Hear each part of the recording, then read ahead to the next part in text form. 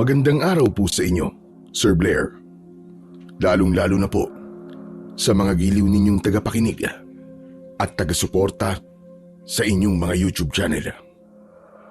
Ang kwentong ibabahagi ko ay naganap taong 1990. Isa po akong sundalo na palaging nasasabak sa mga kabundukan dahil sa mga rescue operation namin. Kilala po ang grupo namin na isa sa pinakamahusay na mandirigmang sumasabak sa pinakadelikadong operasyon upang iligtas ang mga sibilyang dinudukot ng mga rebelde. Ngunit ang ibabahagi ko po sa inyo ay kakaiba sa lahat ng mga pinagdaanan ko.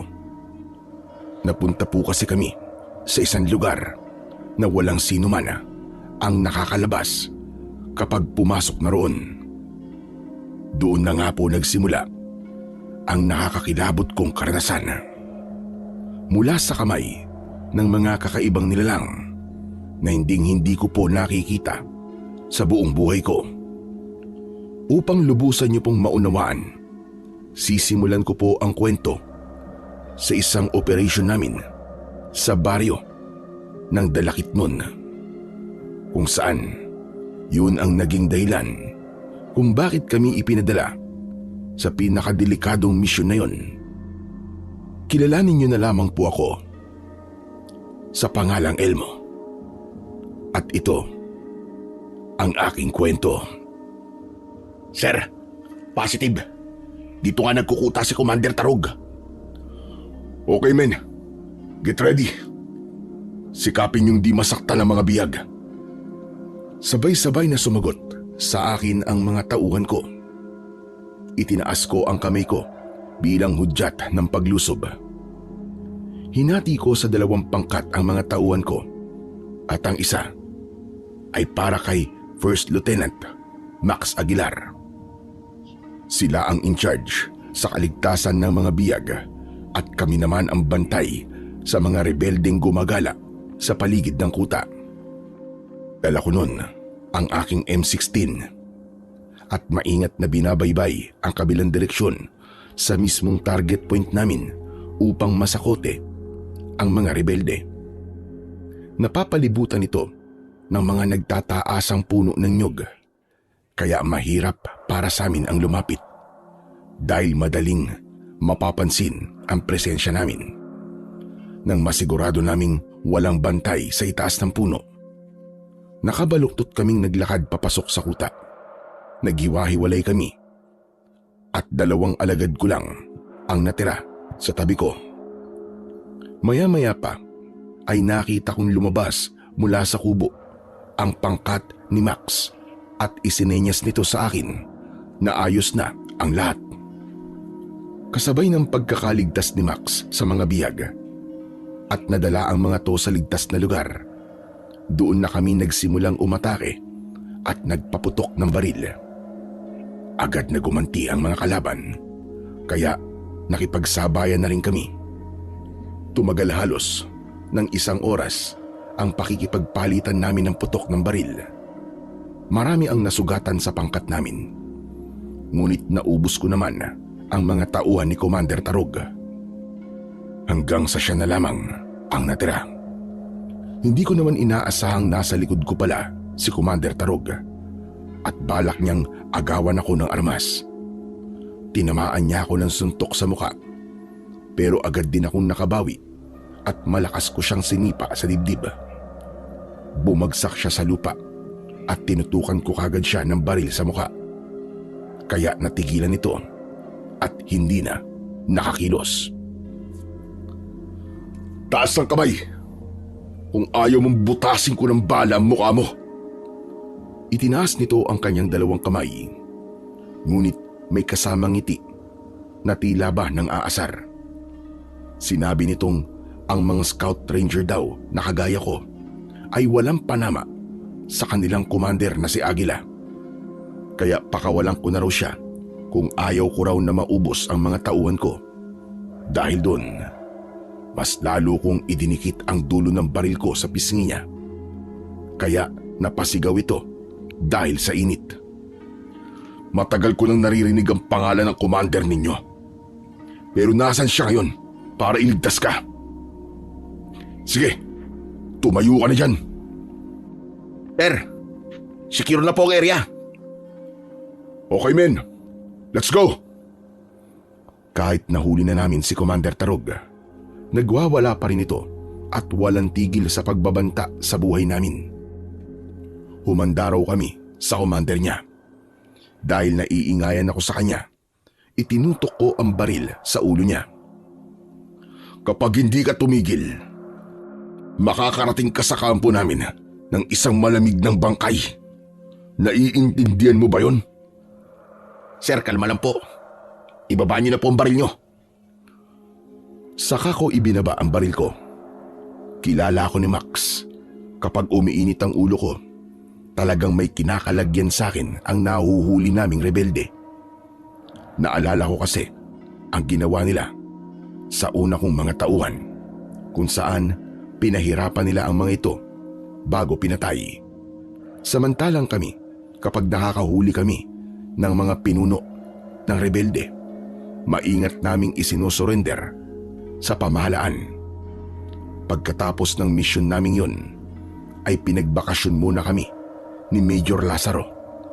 Ngunit pagkalipas ng 1 linggo, ipinatawag niya ulit kami sa opisina nito dahil may urgent mission daw ang grupo namin. Kasalukuyang kaming nakaupo sa harap ng mahabang lamesa habang nagsasalita si Major Lazaro. Bago yun, gusto ko munang batiin ka, Captain Elmo Garcia, sa pagtupad mo ng iyong tungkulin. 10 ng iyong mga kasamahan dahil sa matagumpay ninyong operasyon sa baryo ng Dalakitnon. Isang malaking karangalan ang ibinigay nyo sa hukbong sandatahan. Maraming salamat po, Major Lazaro. Siya nga po pala, ano po ba ang dahilan at pinatawag niyo kami? Dahil gusto kong ikaw ang humawak ng misyon na ito. Pag-aralan mo mabuti ang detalye sa papel na ito para sa iyong misyon, 10 ng iyong mga kasama. Batay po sa pagkakabasa ko sa mga detalyeng narito, sir, talamak ang patayan sa lugar na to. Dahil sa mga kilusang nagsasamantala sa kahinaan ng mga mahihirap. Meron din mga residente na mas piniling lumikas dahil natatakot sila sa mga rebelde. Tsaka nakalagay din po rito ang kanilang masamang gawaing taliwas sa kanilang mga ipinaglalaban. Tama ka dyan, Kapitan. Malaki ang pressure sa taas at humihilig sila na imbestigahan natin ang bayan ng Aragon. Ayon sa ating informante, may gubat daw doon na kinatatakutang pasukin ng mga tao. Nakumpirma din namin na doon din nawala si Colonel Sandoval. This is a top priority mission. Get Colonel Sandoval at all cost. Naiintindihan mo ba? Yes, sir. Sir, sino raw po ang namumunong commander sa bayan ng Aragon? Isang ex-Captain Army na si Commander Aguila. Naging awol siya at pinamunuan ng mga rebeldeng kumukuha sa pagkabuhay ng mga sibilyan. Masyado siyang malupit at pinapatayan lahat ng mga taong humahadlang sa kanya. Kung hindi po ako nagkakamali, siya rin po ang commander na nagpabagsak sa mga kampo natin sa iba't ibang lugar dito po sa lungsod. Tama ka, Lieutenant.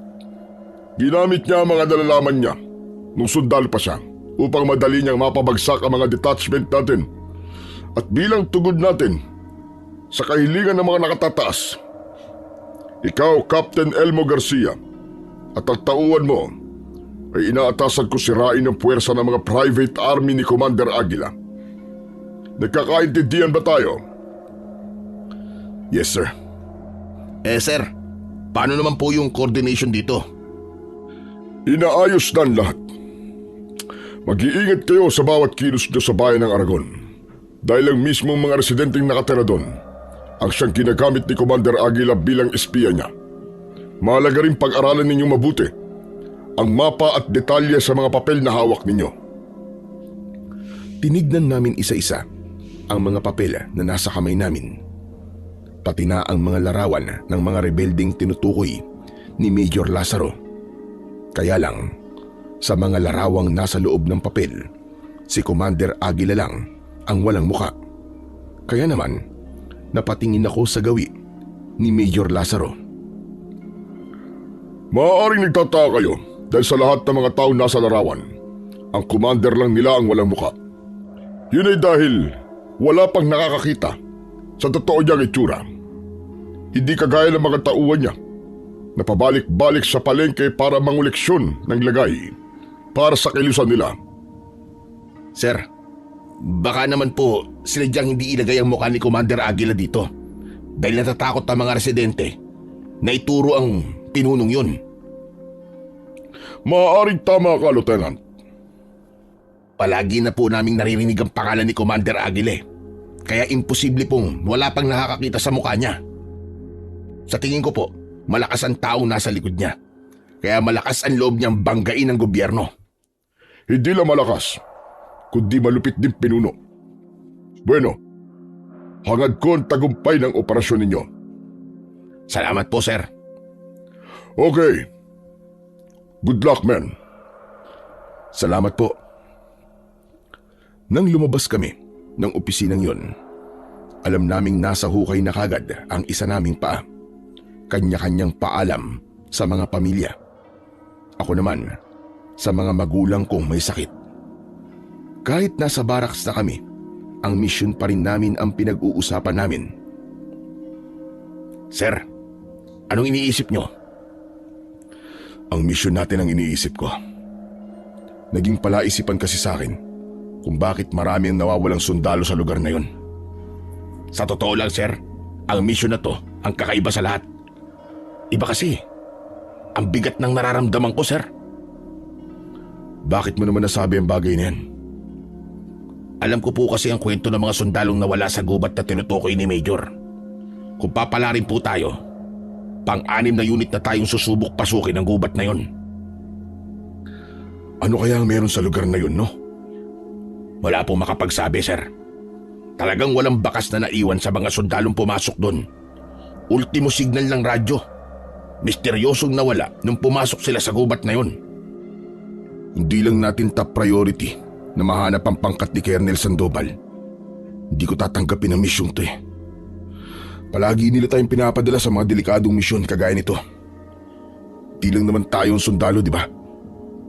Malaki po kasi ang tiwala nila sa pangkat natin, sir.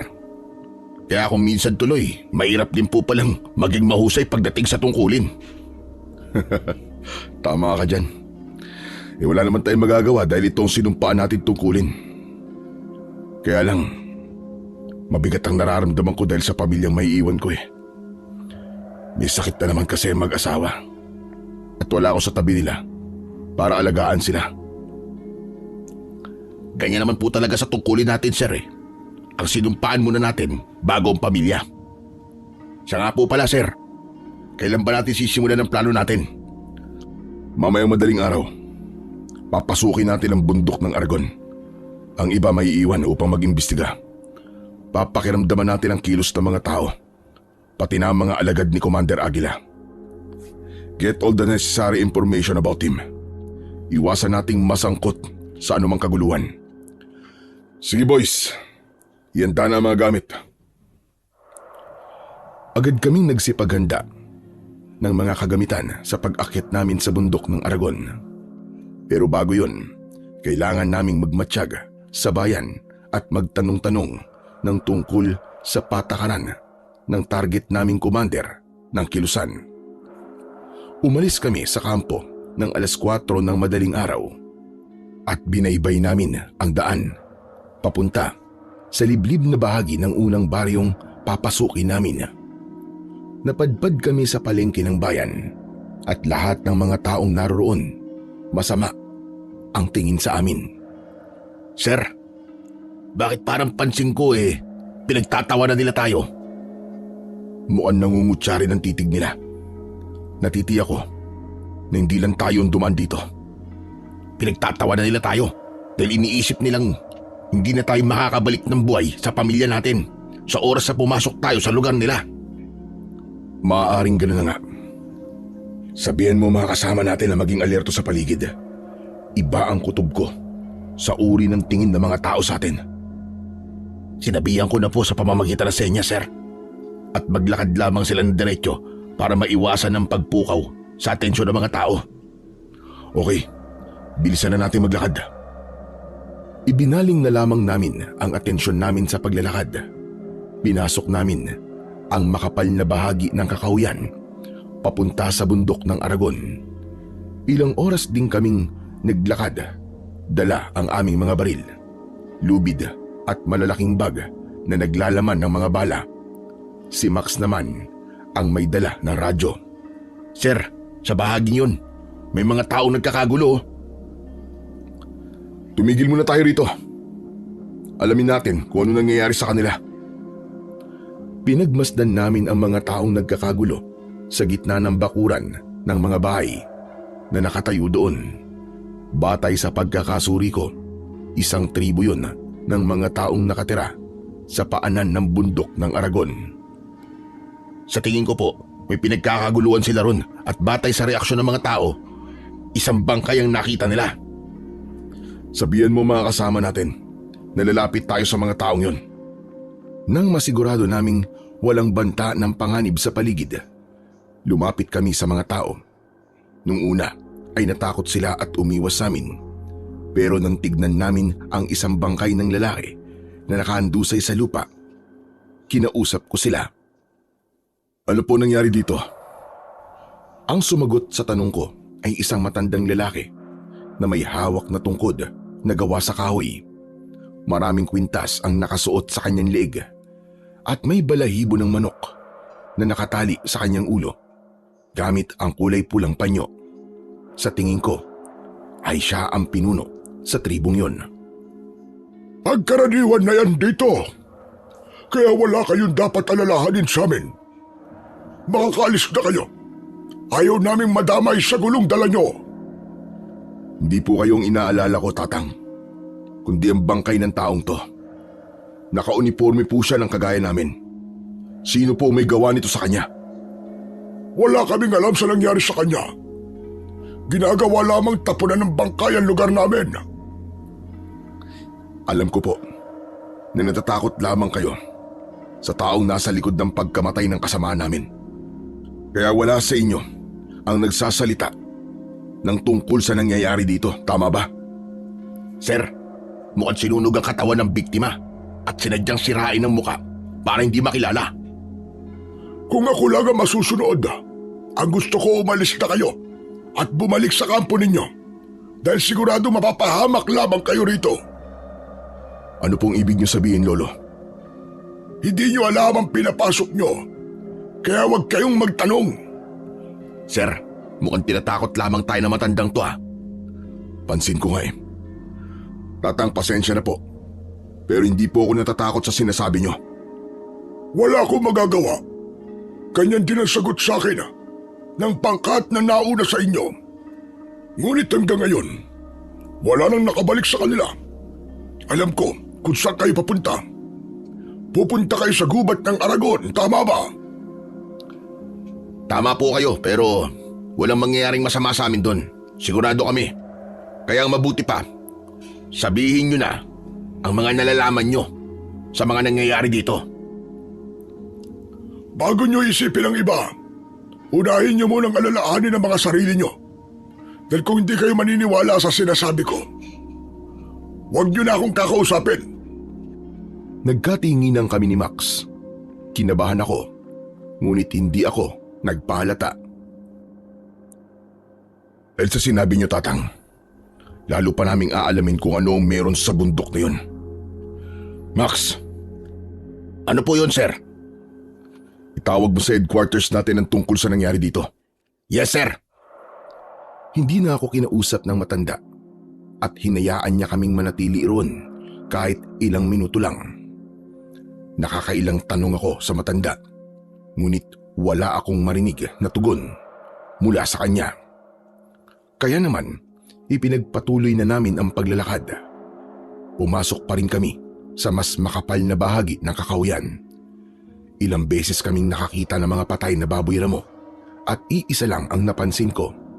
Halos lahat ay wakwak ang tiyan na parabang nilapayon ng kapwa niya hayop. Sir, hindi po kaya mababangis na hayop ang nakasagupa ni na Kernel dito? Kung kaya't hindi na sila nakabalik? Yan nga din ang iniisip ko eh. Sa kapal ng kagubatang to, marahil marami rin na mababangis na hayop na naninirahan dito. Kaya mag-iingat tayo. Saglit kaming tumigil sa gitna ng kakahuyan upang magplano. Inilatag ko sa damuhan ang buong mapa ng bayan ng Aragon at binilugan ko ang bundok na siyang kinaroroonan namin. Men, kailangan nyo maging alerto sa paligid. Dahil ayon sa mga impormasyong nakalap natin, dating jungle fighters ang mga kalaban natin. Kaya walang puwang ang pagkakamali. Dahil kapag nakahanap sila ng pagkakataon para umatake sa atin, tayo ang mapapatay nila. Naiintindihan nyo? Yes, sir. Okay. This is a high-risk mission. Kaya ang kailangan nyo, focus sa galaw ng paligid. 20 lang tayo. Dahil ang iba ay nasa kabilang target area. Kaya inaasahan ko ang inyong kooperasyon. Nagkakaintindihan ba tayo? Opo, sir. Tandaan nyo, masyado nang maingay ang pangalan ng pangkat ni Commander Aguila. Alam nyo rin na hindi magiging madali ang paghuli sa kanila. Kapag pumalya tayo rito, hindi natin alam kung makakauwi pa ba tayo ng buhay sa mga pamilya natin. Kaya dapat, handa na rin kayo na ibuwis ang buhay ninyo para sa misyon natin. Handa na rin po kaming lumaban para sa misyon, sir. Mabuti naman kung ganun. Wala tayong ibang aasahan kundi ang sarili nating kakayahan. Isa pa, napansin kong ang mga residente sa paligid nito ay nakakagulat na hindi nagsasalita tungkol sa kanila. Pero sisikapin nating magtagumpay sa misyong to. Kukunin natin ang leader nila, pati na mga kasama nating binihag nila, para matigil na ang kasamaan ni Commander Aguila. Sabay-sabay na sumang-ayon sa akin ang mga tauhan ko at muli kong tiniklop ang mapa. Inilagay ko yon sa bulsa ko. Pagkatapos, nakabaluktot kaming naglakad at nakatutok ang bawat baril sa unahan ng aming daan. Masyadong masukal ang gubat at makapal ang mga halaman, kaya anumang oras ay baka merong umatake sa amin na kalaban. Lieutenant, anong nangyayari sa'yo? Bakit ka natitigilan? Ewan ko ba, sir? Hindi ko mahawakan ng maigpit ang baril ko. Hindi ako mapakali. Parang kinakabahan ako. Ngayon lang nangyari sa akin to, ah. Focus ka lang sa misyon. Itabi mo muna ang lahat ng alalahanin mo. Pasensya na po, sir. Bahala na. Tatapusin ko ang misyon na to. Men! Follow me! Konti lang kami, ngunit masasabi kong katumbas namin ang isang batalyon kung kakayahan lang din naman ang pag-uusapan. Meron akong 2 tao na mahusay umakyat sa mga puno upang magsilbing lookout namin sa unahan ng aming daan. Tama si Max. Sa lahat ng naging mission namin, ito ang pinakakakaiba. Pagkalipas ng ilang oras na paglalakad, inabutan na kami ng dilim sa kakahuyan. Sa taas ng mga punong naroroon, natitiyak kong nasa pusod na kami ng kagubatan. Kaya ginamit na namin ang aming flashlight upang makita ang daan. Saglit kaming tumigil sa paglalakad nang may napansin kaming kakaiba sa lugar. Sir, mga kalansay. Nagkalat ang mga kalansay sa lupa. Men, maging alisto ay sa paligid. Kunin ang mga baril na pwede nating mapakinabangan. Sir, positive po. Sila nga ang mga sundalong naiulat na unang nawawala sa lugar na ito. May 2 taon na po nakakalipas. Kung ganun, nahanap na natin sila, Max. Itawag mo sa kampo na tuklasan natin dito. Kinuha ko ang mga dog tag ng 3 kalansay na nakita namin sa lugar na yon. Nagtataka kami dahil doon lamang itinapon ang kanilang bangkay. Maya-maya pa ay nag-aalalang nagsalita si Max. Sir, Wala pong signal sa bahaging ito ng gubat ha. Ano? Paano nangyari yun? Di ko alam sir eh. Nakailang subok na po ako sa pagtawag pero wala talaga.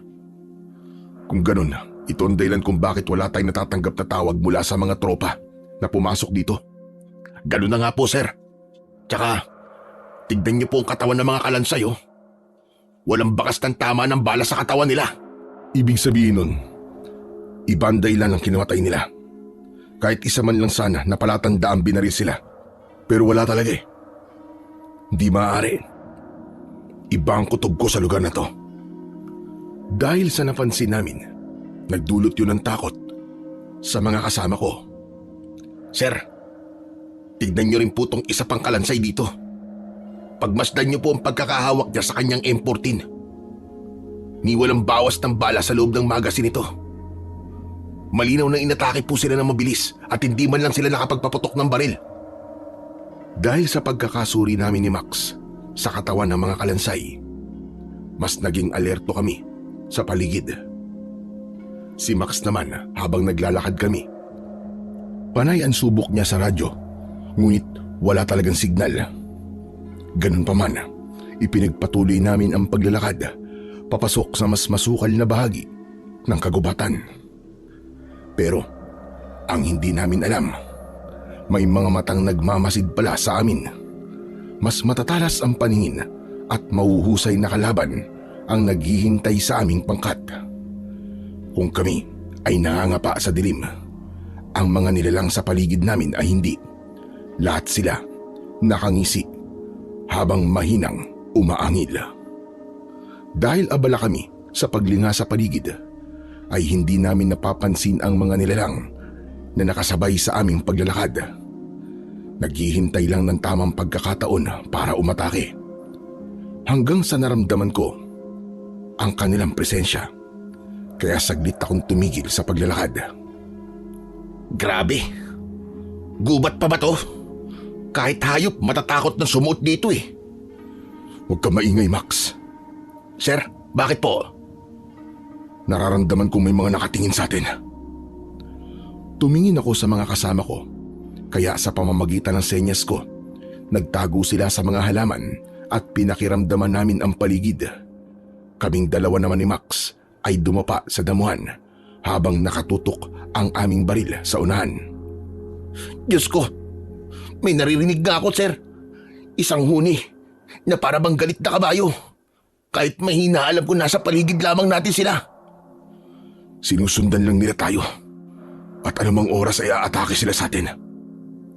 Men, anong status dyan sa kabilang area? Sumagot naman si Alvarado, ang isa sa aming mga kasama, at wala naman daw silang napapansing kakaiba sa paligid. Nang pumagitna ang katahimikan, biglang may nagpaputok ng baril sa kabilang direksyon, kaya doon natuon ang aming atensyon. Alvaro, tignan mo kung ano nangyari sa bandaron. Sumagot ang lalaki at mabilis na nagtungo sa kinaroroonan ng ingay. Ngunit maging ito ay narinig naming sumigaw din. Mabilis kaming tumayo para puntahan ang pinagmumulan ng ingay. Ngunit nagulat kami sa aming nadatnan. Sir, may mga patak ng dugo sa lupa. Pero wala na sina Alvaro at ang mga kasama natin. Hindi maaari ito. Masyadong mabilis ang mga kalaban natin. Mga kasama, talasan niyo ang paningin niyo. Nasa paligid lang natin ang mga kalaban. Sir, tignan niyo. Sa itaas ng puno. Diyos ko, si Alvaro yun na. Anong ginagawa niya sa taas ng puno? Tinutupok ng apoy ang katawan niya, sir. Paano nangyari yun? Masama to. Hindi natin napansin kung paano nasunog ang katawan ni Alvaro. Dahil sa mga nasaksiyan namin, naging malikot ang liwanag ng aming flashlight. Halos dumapa na rin kami sa damuhan para lamang makapagtago. Maya-maya pa ay nakarinig ulit kami ng sigaw sa bandang kaliwa ng aming direksyon. Isa-isang nawala ang mga kasama namin at ang naiiwan na lamang ay ang kanilang hawak na baril. Batay sa mga sigaw nila, para bang nakakita sila ng nakakatakot na nilalang. Dahil doon, nagpaputok na rin ng baril ang iba ko pang mga tauhan kahit wala silang tiyak na patatamaan. Bakas sa kanilang muka ang labis na takot. Sir, marami na po nawala sa mga tauhan nyo. Ang masaklap, hindi gumagamit ng baril ang mga kalaban natin dito. Basta nalaman silang umaatake at nawawala na parang bula. Diyos ko, hindi tao ang kalaban natin dito, Lieutenant. Kailangan natin makaalis sa lugar na to. Men! Atras! Umatras kayo! Sa pag-atras namin, ay meron na naman taong sumigaw mula sa likuran namin. Sigaw na parabang nakakaranas ito ng kakaibang sakit. Dahil doon, kahit wala kaming nakikitang kalaban sa paligid, nagpaulan ulit kami ng bala. Takot na ang umiral sa amin dahil sa kakaibang presensya ng mga nilalang na umaatake sa amin. Maya-maya pa ay bigla kaming natigilan nang tumambad sa paningin namin ang kakaibang mga nilalang na ngayon lang namin nakita sa buong buhay namin. Nakangisi ang mga ito na umaangil na parabang galit na kabayo. Sir, anong klaseng nilalang ang mga yan? Nagliliyabang kanilang mga katawan. Kalahating tao at kalahating kabayo. Diyos ko, isa silang halimaw, sir. Tikba lang sila. Ngunit balot ng apoy ang buo nilang katawan. Anong gagawin natin dito, sir? Tama nga ako. Hindi tao mga kalaban natin dito. Paputukan niyo sila! Sabay-sabay kaming nagpaputok ng baril, direkta sa katawan ng mga halimaw. Pero naiiwasan nila ang mga bala at mas naging agresibo sa pag-atake sa amin. Isa-isa nilang sinunggaban ang mga tauhan ko. Ang iba, tumalsik sa kakawyan. Ang ilan naman bumagsak sa lupa. Kasunod ng pagbutas nila sa tiyan ng mga tauhan ko, gamit ang mga paa ng mga halimaw na mukhang tikbalang. Kapag tinatamaan naman sila ng bala ng baril, mas lalo lamang lumalakas ang apoy na nakabalot sa kanilang katawan. Natalo ng liwanag nila ang hawak naming flashlight. Doon na nga kami nagkagulo dahil sa labis na takot. Sir, tignan niyo po. Yung isang halimaw na yun, iniangat niya ang kamay niya at lumika siya ng bolang apoy para ibato sa atin. Talon, Max! Sa pagbato sa amin ng bolang apoy, agad kaming nakatalon at nakaiwas. Halos mabingi kami sa lakas ng pagsabog nito na parabang granada. Sir, hindi na tayo makakaligtas dito ng buhay. Sila ang totoong umubos sa mga sundalong unang pumasok sa gubat na to. Tama ka, Max. Pero lalaban ako. Makakaligtas tayo rito. Mabilis kong ipinatong ang baril ko sa ibabaw ng batong pinagtataguan namin. Sunod-sunod nga ang pagpapaputok ko ng baril kahit nasa harapan lang namin ang halimaw na yon. Mabilis niyang naiwasan ang mga bala ko at agad na nakalapit sa akin. Saktong hahawakan niya sana ako sa liig. Mabilis namang kinalabit ni Max ang gatilyo ng kanyang baril at pinatamaan niya sa dibdib ang halimaw. Kaya naman napaatras ito, pero nabaliwala ang balang yon dahil mabilis na naghilom ang sugat nito. Anak ng putya, oh. Hindi siya tinatablan ng bala. Hindi maaari. Nasa panganib tayong lahat. Muling lumikha ng bolang apoy ang halimaw sa aming harapan at ibinato na naman niya yon sa aming kinaroroonan. Wala na kaming ginawa, kundi ang iwasan ang bawat atake nito. Pagbagsak namin sa lupa at pagsilip mula sa kinaroroonan namin, kita namin kung paano nitong inatake ang ibang mga tauhan ko. Dumating pa ang ibang mga halimaw at pinagtig-isahan nilang lahat ang mga natitirang kasama namin. Wala kaming nagawa ni Max kundi ang magtago at panoorin kung paano nila inubos ang mga kasama namin.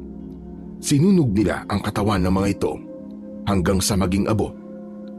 Narinig ko naman ang pag-iyak ni Max. Sir, wala na mga kasama natin. Pinatay na silang lahat. Tayong dalawa na lang ang natitira. Nasira na rin ang radyo at wala na natira sa mga armas natin. Paano na tayo lalaban sa kanila, sir? Dahil sa ingay ni Max, napako ang atensyon ng mga halimaw sa gawin namin. Naku, nalintikan na. Nakita nila tayo, Max. Anong gagawin natin, sir? Ano pa? Hindi aalis tayo sa lugar na to. Max! Ano? Ba't nakatulala ka dyan? Hindi nagsasalita si Max, pero baka sa mukha niya ang takot. Nanginginig ang kanyang labi habang nakatingin sa tabi ko. Kasunod nun, nakarinig naman ako ng malakas na sitsit. At nang sundan ko yun ng tingin, nakita ko ang isang malaking kobra. Mabilis niya akong tinuklaw sa braso, kaya bigla akong napatayo at pilit kong tinatanggal ang bibig nitong nakabaon sa braso ko. Sir! Bilisan niyo, sir! Papalapit na ang mga halimaw! Max, hindi ako natatakot sa mga halimaw na yan. Mas takot ako sa kamandag ng hayop ng kobrang to. Bilisan mo, tulungan mo akong tanggalin ang bibig niya sa braso ko. Sir, dalhin mo na ang kobrang yan, sir. Lumayo na muna tayo rito.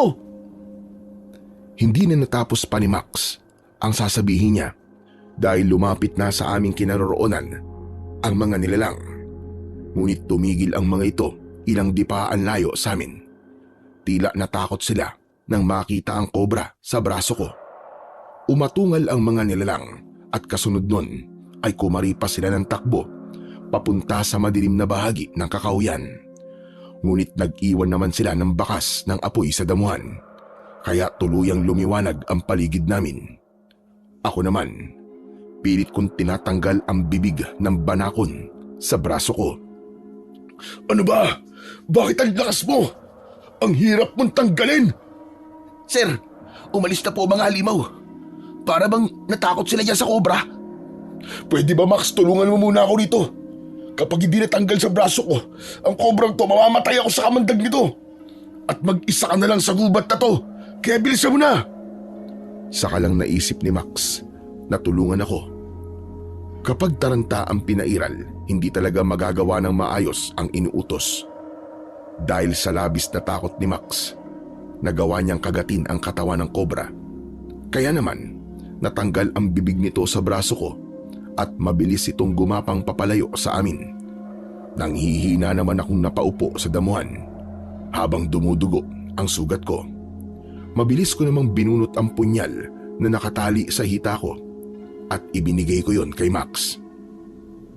Ito, sugatan mo ang braso kong tinuklaw ng kobra. Bilisan mo! At ako na ang sisip-sip sa dugo. Sige, sir. Aray, dahan-dahan lang, Max. Sobrang sakit. Kasi sir, parang may naiwan po sa loob eh. Dalawang matigas na kulay puti. Para bang pangil, sir. Ano? Kinapa kong sugat ko at naramdaman ko nga ang dalawang matutulis na bagay na nakabaon sa laman ko. Ano to? Sir, sa tingin ko, naiwan ang pangil ng kobra sa laman nyo. Lintik na yan, paano to? Sige, dukutin mo, tanggalin mo. Sir, umalis na kaya muna tayo rito. Natatakot ako eh. Humingi na lang tayo ng tulong sa matandang lalaki na nasa tribo. Hindi ako marunong gumamot ng tuklaw ng ahas eh. Baka sila alam nila kung paano gagamutin yan. Para na rin matanggal ang pangil ng kobra sa braso nyo, sir. Sa palagay mo ba, aabot pa ako doon ng buhay? Oo, sir. Makakaabot pa kayo ng buhay papunta ron. Sigurado ako. Ano sigurado? Tuklaw ng kobra ang pinag-uusapan natin dito. Bawat segundo mahalaga. Makamandag ang hayop na yun. Gusto mo bang unahin na lang kitang patayin dito? Huwag naman, sir. Nagsasabi lang naman ako ng totoo eh. Alam kong hindi pa ako makalat ng kamandag ng kobra sa katawan nyo, sir. Dahil hindi pa naman nangingitim ang paligid ng sugat nyo eh. Ang labi mo, sir, normal lang ang kulay. At wala rin pangingitim sa kuko nyo. Tara na, sir. Dadali na kita ron. Wala lang akong nagawa nang biglang kunin ni Max ang kamay ko at ipinatong niya yon sa kanyang balikat. Huwag mo na akong alalayan. Sa braso lang ang tama ko, wala sa pa. Tsaka sigurado ka ba talaga na hindi pa ako makalat ng kamandag ng kobra sa katawan ko? Oo, sir. Magtiwala kayo sa akin. Kaya tara na, habang wala pa ang mga halimaw. Ay, siya nga po pala. Ito ang punyal nyo. Doon na lamang natin tatanggalin ang pangil na nakabaon sa braso nyo. Tinanggap ko ang punyal at ibinalik ko yun sa hita ko. Nadaanan naman namin ang mga kasama naming namatay sa lugar na yon.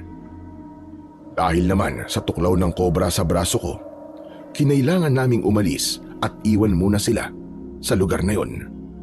Ang tanging nadala lamang namin ay ang baril na nakasukbit sa aming balikat, habang hawak ang nag-iisa naming flashlight na siyang tanglaw namin sa daan. Pero habang naglalakad kami, nakakaramdam na ako ng panlalabo ng aking paningin. Ngunit pinilit kong magpakatatag. Kaya lang, nasusuka at naglalaway na ako ng mga oras na yon. Bakit ganito? Nangihilo ko't nangihina. Sir, ano nangyayari sa inyo? Sabi mo walang kamandag. Pero nararamdaman kong nangihina ako at nanlalabo na ang paningin ko. Bumibilis din ang tibok ng puso ko. Kung ganun, sir, kailangan na po natin magmadali. Baka mabagal lang ang pagkalat ng kamandag. Kaya walang lumilitaw na sintomas sa balat nyo. Akmang hahawakan ako ni Max nang bigla itong napatras at titig na titig sa mga mata ko. Sir, ang mga mata nyo. Ano mga mata ko? Ano nakikita mo? Sir, nagbago po ng kulay. Naging dilaw na para bang mata ng ahas. At kumikislap pa, sir. Max, ayoko ng ganyang biro ah. Wala sa lugar ang pagbibiro mo. Hindi, sir. Nagbago talaga ang kulay ng mga mata nyo. Maniwala kayo. Anak naman ng putyaw. Tigilan mo ako. Wala akong panahon sa kalokohan mo. Sige na. Umalis na tayo sa lugar na to. Pilit kong binaliwala ang mga sinabi ni Max dahil wala akong ibang hangad noon kundi ang makaalis sa lugar na yon. Gusto ko pang mabuhay at bumalik sa tribo ng matandang nakausap namin kanina. Malakas ang kutob ko na may alam siya tungkol sa mga nilalang na umatake sa amin at kung bakit may mga ganong uri ng halimaw na nagliliyab ang katawan. Max, hindi ko na talaga kaya, Max. Sir, tiisin nyo. Malapit na tayo. Sobrang hapdi na ng sugat ko. Tapos ang init ng pakiramdam ko. Tumigil na muna tayo rito. Pagod na ako. Hindi pa tayo maaaring tumigil dito, sir. Malakas ang kutob kung nasa paligid pa rin natin ang mga umatake sa ating kanina. Teka, sir, bumalik na sa dating itsura ng mga mata nyo. Dahil namamalik mata ka lang kanina, Max. Hindi totoong nagbago ang kulay ng mga mata ko. Sige na. Kakayanin ko pang maglakad. Pagkalipas ng ilang oras na paglalakad, narating namin ang tribo. Napansin naming tahimik ang paligid na para bang walang tao sa lugar na yon. Sarado ang lahat ng mga pinto at bintana ng mga bahay. Wala ring nakabukas na ilaw sa loob ng mga kubo. Nagmistulang malawak na kadiliman ang tribong yon. Anging ang malamlam na liwanag lang ng aming flashlight ang nagsisilbi naming tanglaw sa kinaroroonan namin. Ano nangyari dito, sir? Saan tayo hihingi ng tulong? Sa mga taga rito, alam ko nasa loob lamang sila ng bahay nila. Sige na, tawagin mo sila. Tao po! Sino pang gising sa inyo? Tulungan nyo kami! May tama ang kasama ko! Tulungan nyo kami! Kahit isang bahay ay walang nagbukas ng pintuan at kapansin-pansin ang labas ng kanilang mga pintuan. May mga tanda na may lingwaing nakasulat na hindi ko naman maintindihan. Ang nakapagtataka, kagaya ito ng marka sa dibdib ko. Pero kulay pula ang tintang gamit nila kumpara sa marka ko na kulay itim. Hala, totoo nga. Ganyan na ganyan ang itsura ng markang nasa dibdib nyo, sir. Ano kaya ang ibig sabihin nito? Ewan ko, sir. Pero sa tingin ko, may nangyayaring kakaiba sa lugar na to na hindi alam ng gobyerno. Ngunit hindi yun ang mahalaga. Kailangan po natin makahingi ng tulong sa kanila. Max, wala talagang magbukas ng pinto para sa atin ah. Sir, isa na lang po ang naiisip kong paraan. Dahil determinado na kaming makahingi ng tulong sa mga tao. Wala nang ibang naisip na paraan si Max, kundi ang magpaputok ng baril. Umalingaw-ngaw ang ingay nito sa katahimikan ng gabi. Dahil dun, nagising ang mga tao. Nagkagulo sila at may isang bahay ang nagbukas ng ilaw. Sir, nagising natin silang lahat. Sira ulo ka talaga, Max.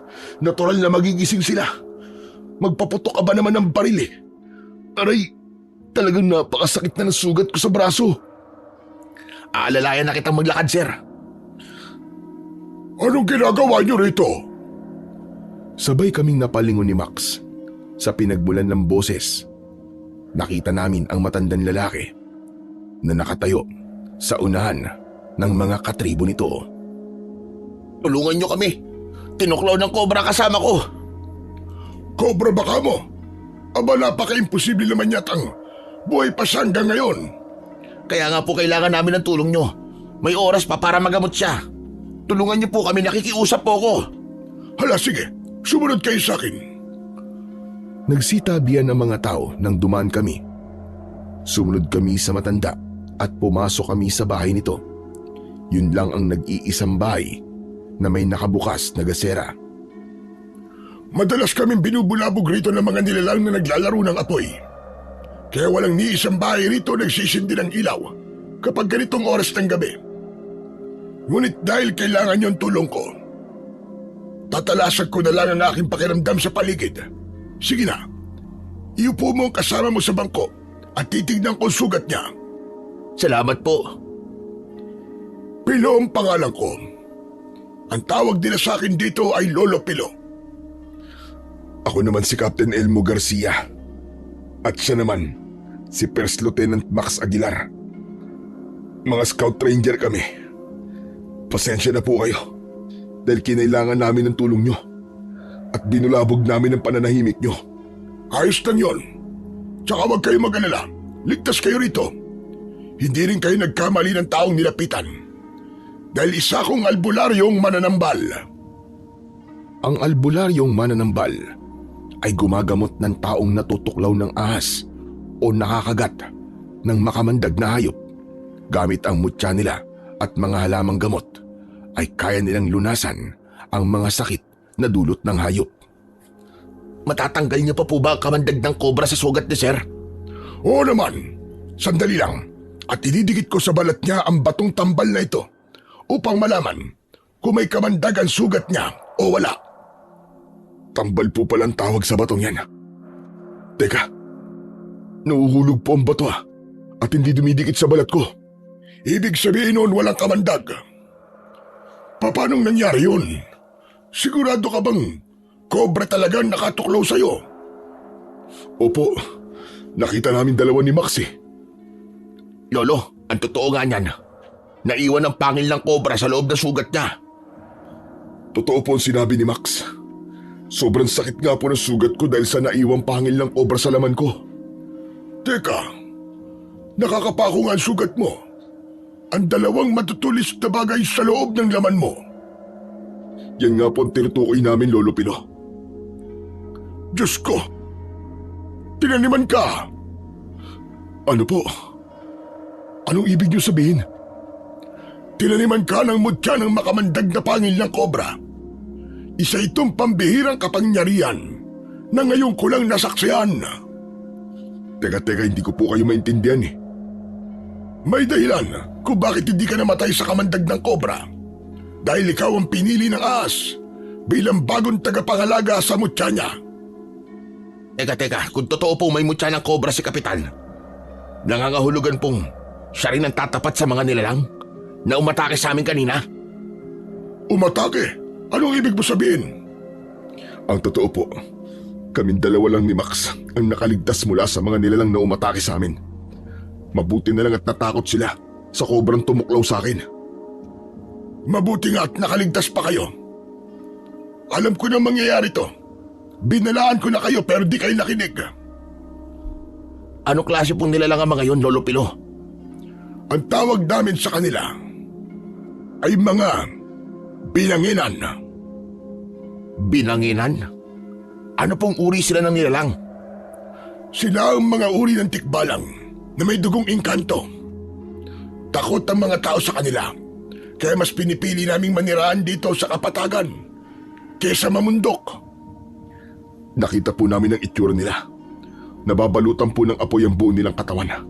Kakaiba talaga at nakakakilabot ang anyo nila. Dahil nga may kapangyarihan silang pagalawin ng apoy at bumuo ng sandata sa pamamagitan nito. Sila rin ang dahilan kung bakit hindi kami nagsisindi ng ilaw tuwing gabi. Pero bakit sila nasa gubat? Binabantayan nila ang bundok ng Aragon na kanilang tirahan.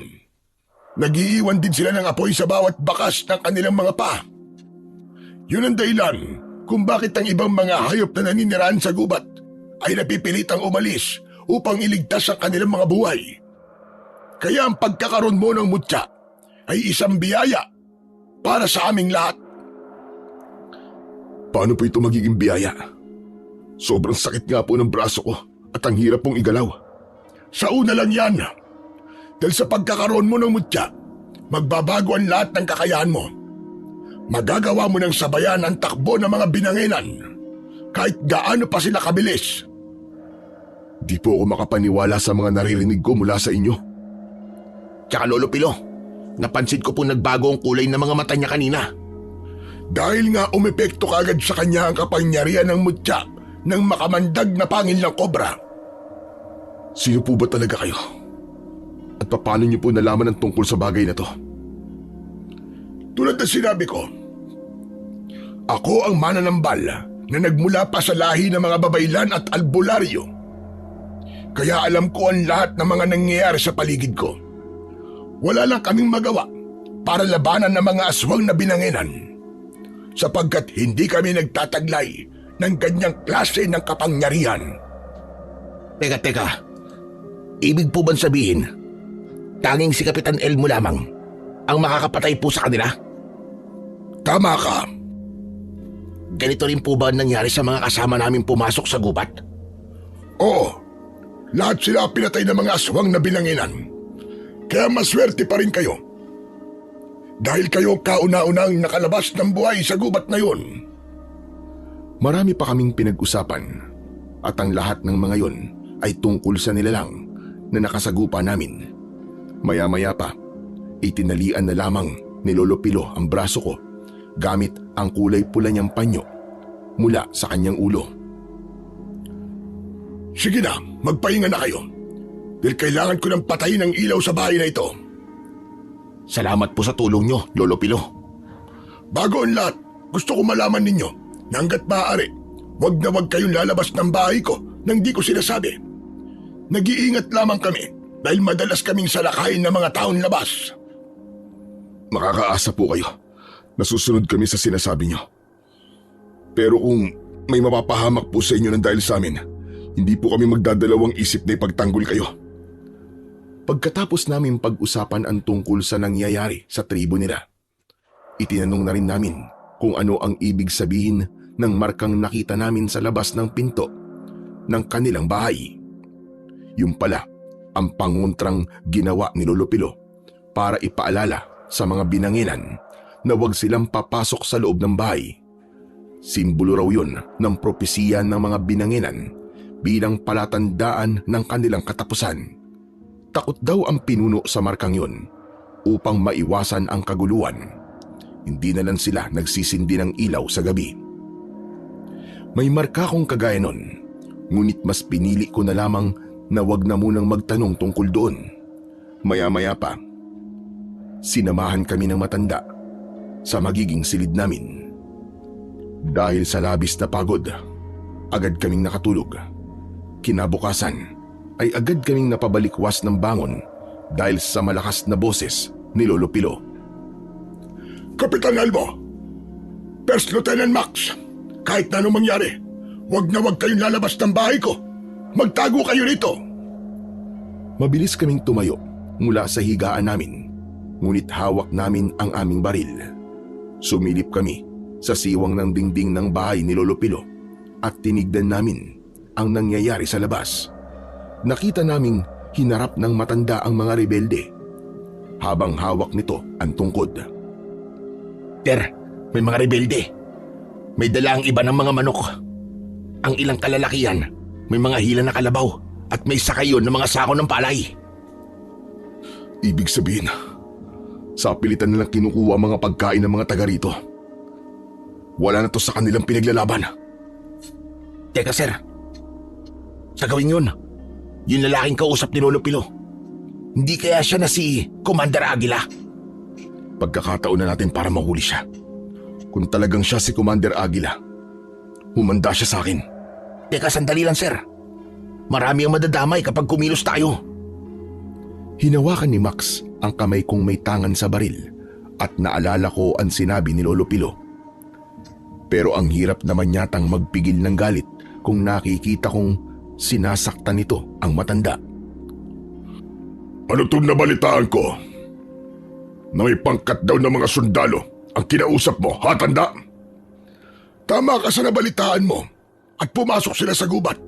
Hanggang ngayon, walang nakabalik sa kanila. Hindi talaga ako pinababayaan ng Panginoon kong si Binanginan. Ngunit ang tigas pa rin ng ulo ng mga sundalong yon. Hindi nila ako kayang buwagin. Ngunit nagmamatapang pa rin sila. Kaya wala kang dapat na alalahanin, Commander. Anong wala? Ang ikinakagalit ko ay yung wala kang sinabi sa akin tungkol sa kanila. Aray ko, Commander, pitiwan mo ang damit ko, nasasaktan ako. Talagang masasaktan ka sa akin dahil nagiging matigas na ang ulo mo. Pasensya na, Commander, kung di ko kagad sinabi sa'yo. Sa susunod, hindi ko nabibitiwan ang damit mo. Papatayin kita sa pamamagitan ng sakal. Naiintindihan mo ba? Oo, Commander, naiintindihan ko. Hindi na rin ito mauulit. Dapat lang, hawak ko kayong lahat at tig-iisang bala lamang kayo. Kung mamalasin pa, ipapakain ko kayo sa mga nilalang na inaalagaan ko. Naiintindihan mo? Oo, Commander, naiintindihan ko. Sa susunod, kapag may nakita kang dumaan ng mga sundalo sa tribo ninyo, ipagbigay alam mo agad sa akin. Ginagambala nila ang pananahimik ng gubat. Sa oras na maulit na ito, kayong lahat ang ipapakain ko sa mga Binanginan. Maawa ka naman, Commander Aguila. Magbibigay na lamang kami ng kahit na anong gusto nyo. Huwag nyo lang kaming ipakain sa mga Binanginan. Mula sa pinagtataguan namin, ay narinig namin na tinawag ni Lolo Pilo na Commander Aguila ang lalaking may dakot sa damit niya. Sabay bitaw nito sa damit ng matanda, dahilan upang muntik itong mawalan ng balanse.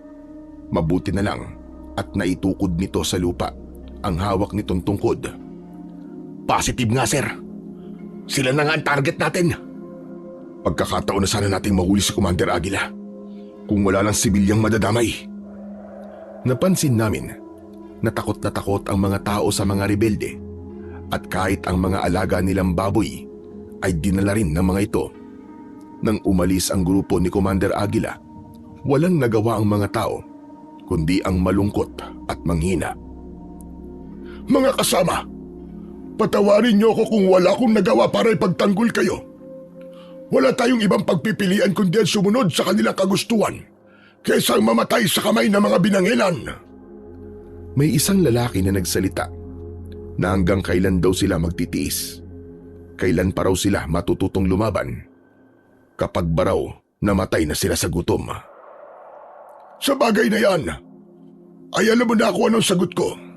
Ngunit umaasa ako na merong isang tao na tatayo para sa atin, para ipagtanggol tayo laban sa kasamaan ni Commander Aguila.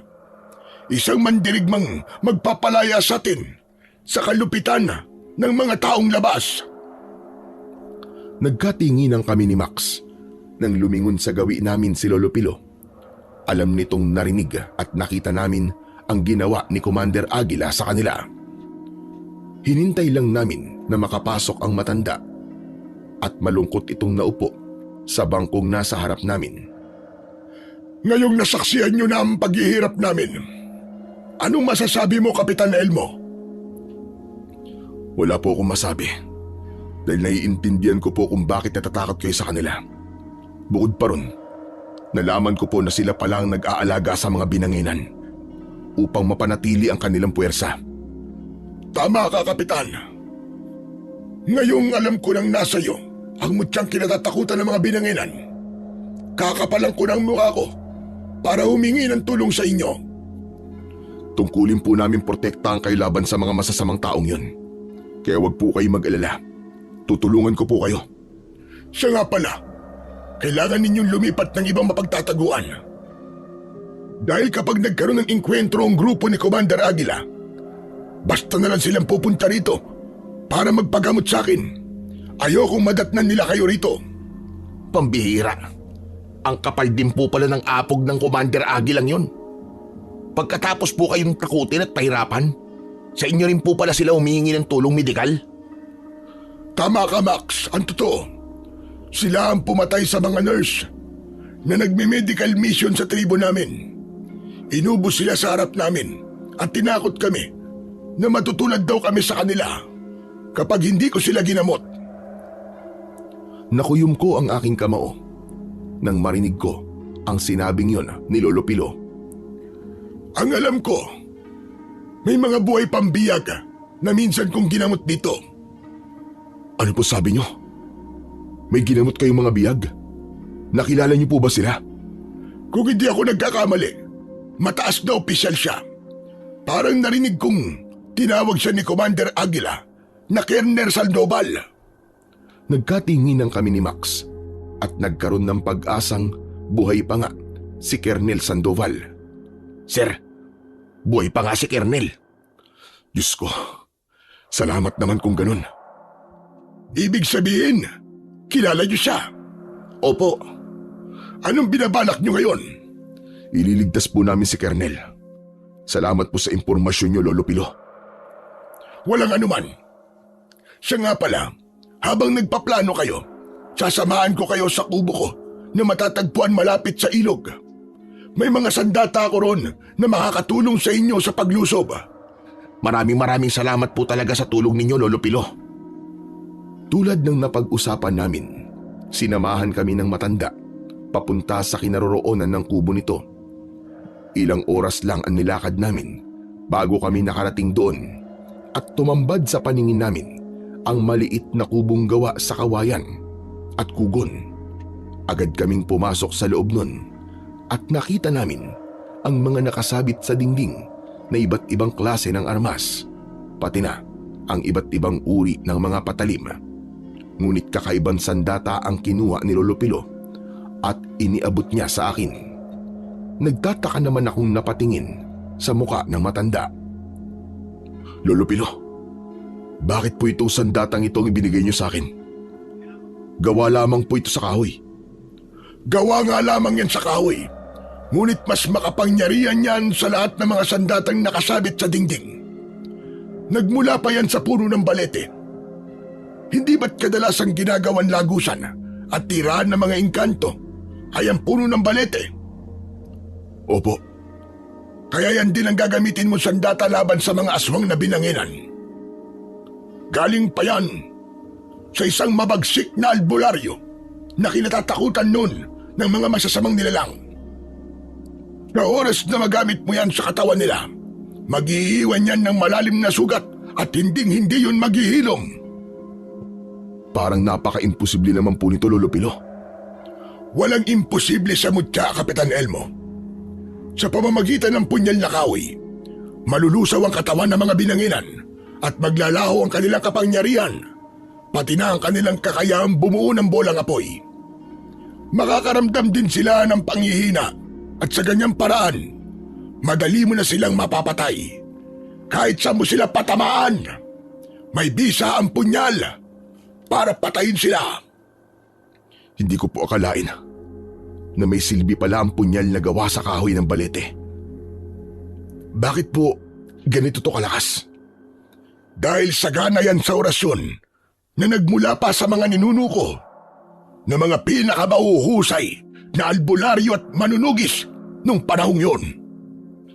Ang astig naman po pala na sandata nyo. Pero, bakit po kayo? Bakit di nyo ginamit ang sandatang yan? Hindi ko talaga magagamit yan. Dahil tignan nyo naman, matanda na ako. At mahina na ang katawan ko. Kung gagamitin ko naman yan, wala rin silbi. Dahil wala akong mutya ng makamandag na pangil ng kobra.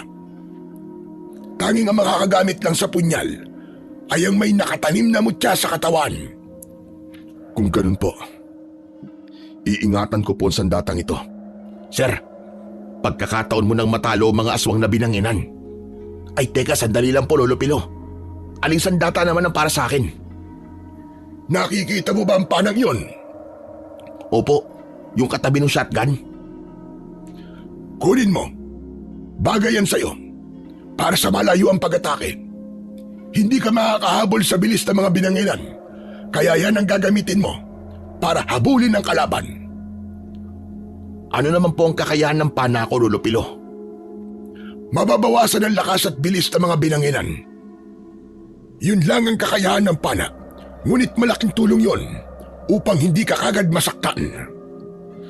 Paano naman po ang baril namin? Ang baril ninyo, walang silbi ang mga yan sa katawan ng mga binanginan. Yan ang dahilan kung bakit namatayan lahat ng mga sundalong pumasok sa gubat. Nakapagtataka naman po yun. Ang bala ng baril walang epekto sa kanila. Tama ka. Dahil may dugong engkanto ang mga aswang na binanginan, magiging dahilan pa ang mga baril upang pagkunan nila ng sandatang papatay sa inyo. Kaya nilang kontrolin ang apoy. Naiintindihan niyo ba ang ibig ko sabihin? Opo, malinaw na po sa amin ang lahat. Malinaw na kakaibang nilalang ang kalaban namin dito. Maraming salamat po sa inyo, Lolo Pilo, para sa mga impormasyong ibinigay niyo po sa amin. Pati na po sa sandatang to.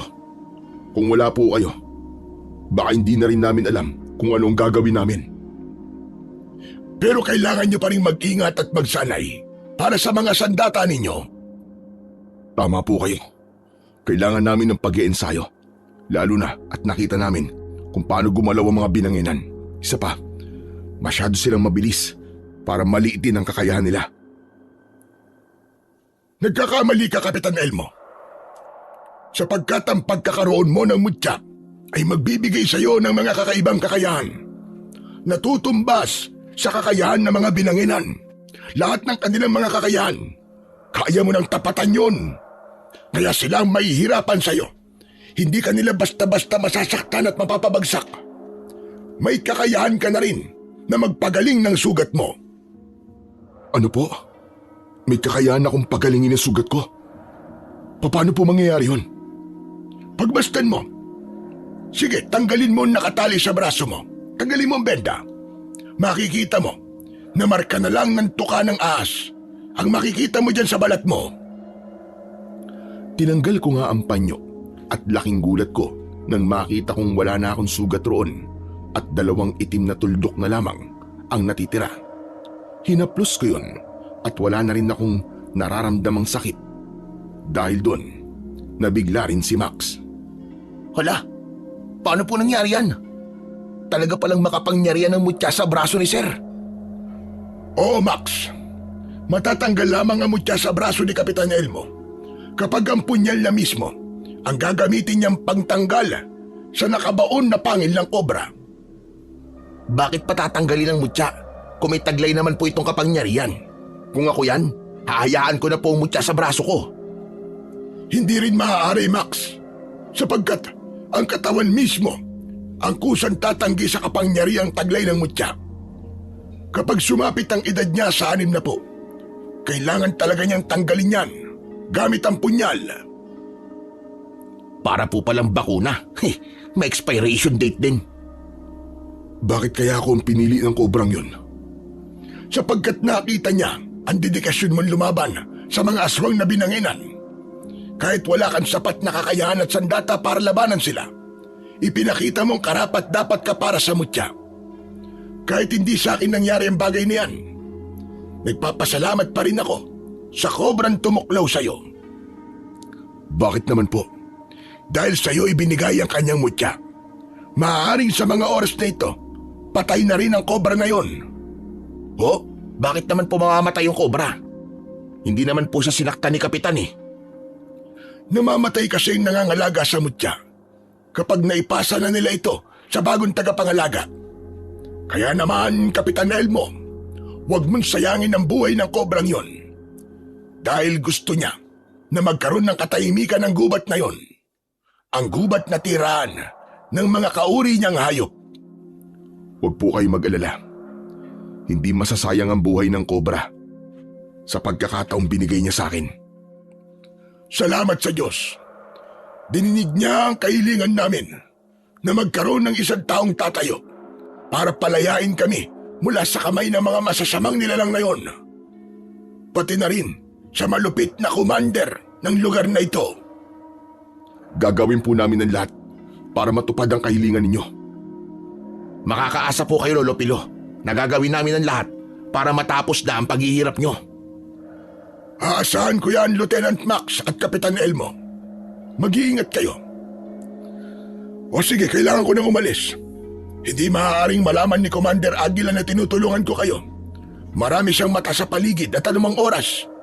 Baka makarating sa kanya ang tungkol sa inyo. Mag-iingat po kayo, Lolo Pilo.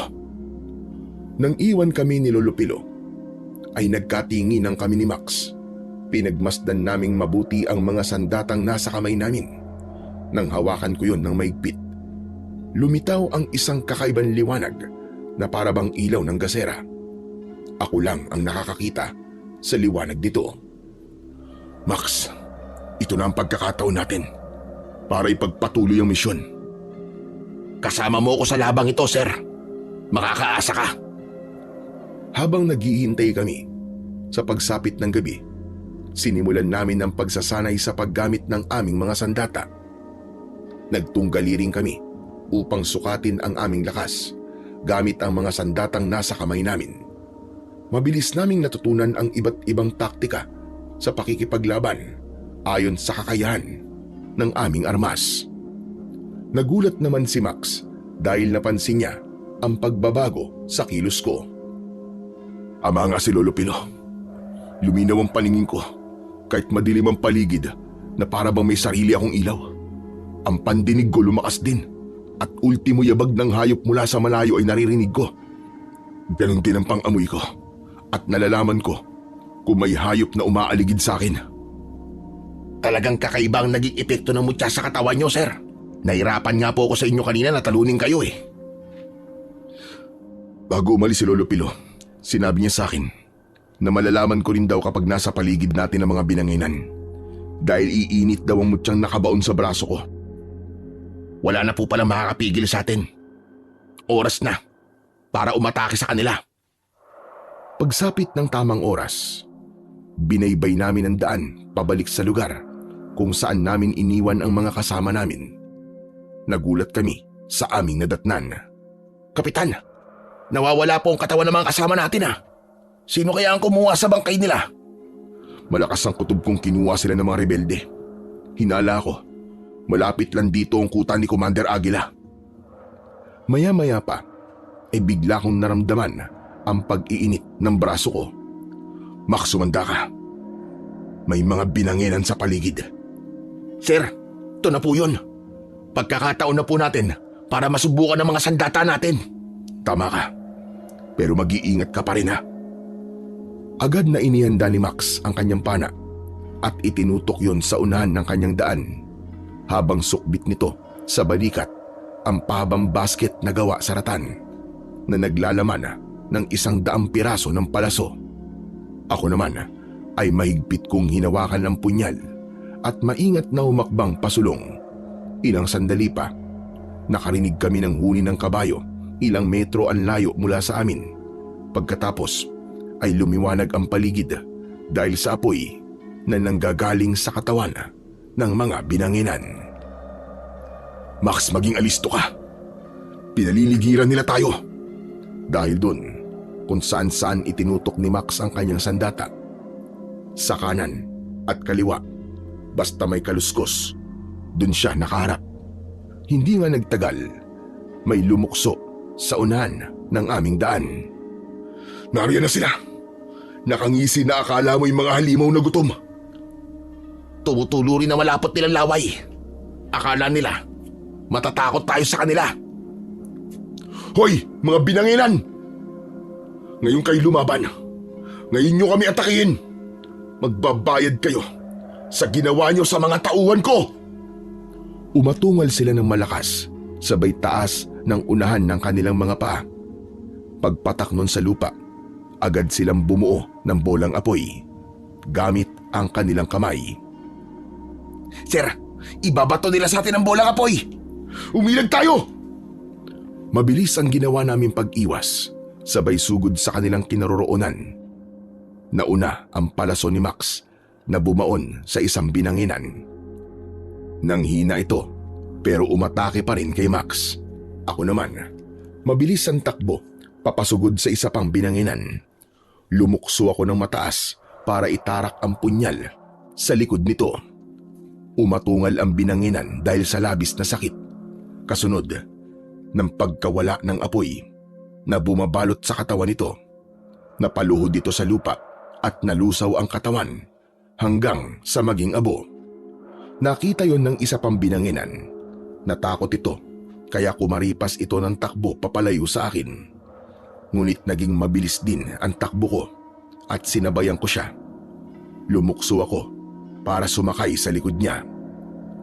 Sa una, naramdaman ko ang init. Ngunit saglit lang yon dahil naglaho ang apoy sa katawan nito. Sabay tarak ko ng punyal sa batok ng binanginan. Namnamin niyo ngayon ang sakit ng paggiganti ko! Habang sakay ako ng binanginan, naramdaman kong may tumamang palaso sa mata nito.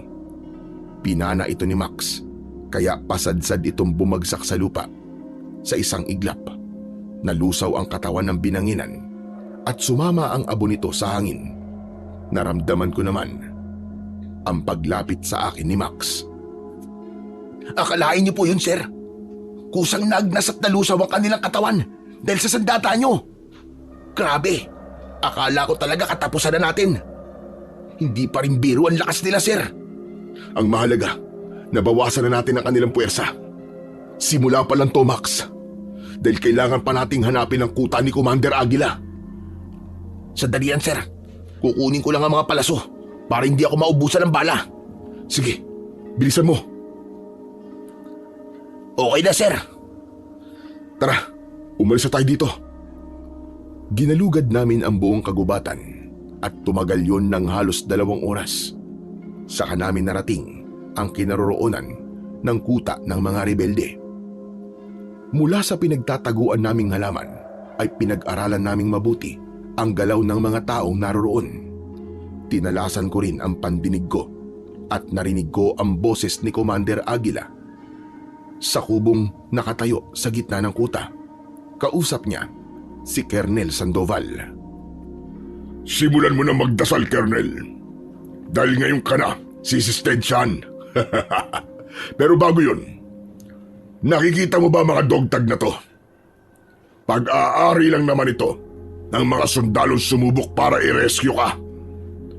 Narinig kong nagsalita si Colonel Sandoval at pinagbantaan niya ang buhay ni Commander Aguila na gagawin ito ang lahat para maparusahan ang pinuno ng kilusan. Sir, ano pong status sa kuta nila? Ano pong naabot ng pandinig nyo? Sa gitna ng kuta, nandun si Colonel Sandoval. Positive. Buhay siya kaya lulusob tayo. Sir, teka sandali. Inilabas ng mga tauhan ni Commander Aguila ang mga biyag. Saan kaya nila dadalhin ng mga yon? Susundan natin sila. Tumayo kami sa pinagtataguan namin at umikot kami sa kuta ng mga ito. Magaan ang aming pagakbang. Tiyempo naman na meron 2 taong papalapit sa gawin namin. Dala nila ang matataas na kalibre na baril.